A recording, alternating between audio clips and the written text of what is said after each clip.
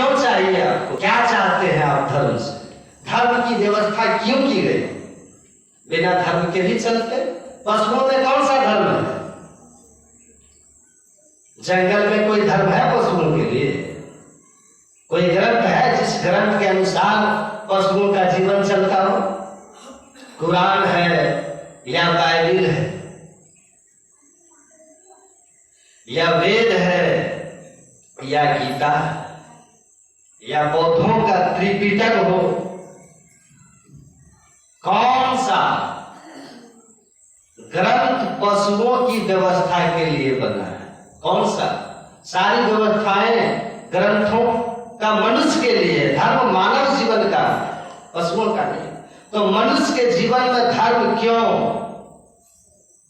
इसीलिए कि यह देव दुर्लभ शरीर है और यहाँ अगर धर्म की व्यवस्था नहीं हुई तो फिर हम पशुओं की तरह अराजक योनियों में चले जाएंगे जहाँ कोई व्यवस्था ही नहीं होगी। तो क्यों जाएंगे? तब महर्षि अरविंद ने कहा कि देखो, हमारे जीवन में धर्म के कारण दो हैं। पहला कारण ये है इमॉर्टलिटी ऑफ सोल, आत्मा की अमरता। आत्मा की अमरता। शरीर मरेगा, आप अमर हैं। आप ईश्वर अमर, जीव अविनाशी, आकर 4,84 जोनि बर्मत या जीव अविनाशी। आप अमर हैं। शरीर मिला, शरीर छूटेगा। वस्त्र की तरह ये शरीर आपने धारण किया है और वस्त्र की तरह आप शरीर का त्याग करेंगे। भगवान कृष्ण ने गीता में इस ज्ञान को साफ साफ कहा कि वसांसि जीर्णानि यथा विहाय नवानि गृह्णाति नवे पराणि तथा शरीराणि विहाय जीर्णान्यानि संयाति नवानि देहि। पुराने वस्त्र को त्यागा, नया वस्त्र धारण किया। उसी तरह पुराने शरीर को त्यागा, नया शरीर धारण किया। धारण करने वाला और वस्त्र दोनों अलग अलग हैं। वस्त्र बहुत पहनेंगे, बहुत खोले हैं। आपको याद है किसने कितने वस्त्र पहने और कितने खोले इसी जीवन में? तो कितने शरीर धारण किए, कितने शरीर छोड़े, याद रहेगा? जो पीछे का है, इसका मतलब नंगा तो हम नहीं घूम रहे थे। इसके पहले कौन सा कपड़ा था हमको खुद याद नहीं, इसके पहले वाला याद नहीं। तो पीछे के योनियों को कितना हम स्मरण रखेंगे? तो हम जीव हैं, हमारा नाश नहीं होगा, हम ईश्वर के अंश हैं। अवश्य ही हमारा उत्थान और पतन होता है। नीच ऊंच योनियों में हमको जाना पड़ता है। तो कहते हैं धर्म इसीलिए बना है जिसमें पहली शर्त थी इमॉर्टलिटी ऑफ सोल। ऋषियों ने, महर्षियों ने आत्मा की अमरता को जाना। दूसरी जरूरत पड़ी धर्म के लिए, दूसरा कारण हुआ हम मनुष्य शरीर में रह करके जो कर्म करते हैं ना, उसका शुभ अशुभ फल होता है। अन्य योनियों भोग योनियां हैं। अन्य योनियां ये भोग योनियां हैं, इसलिए उनमें किए हुए कर्मों का कोई मतलब नहीं होता। शेर मार करके हिरण खाए तो उसको पाप नहीं लगता, क्योंकि ईश्वरीय व्यवस्था में ही उसको हिरण को मार के खाने का है।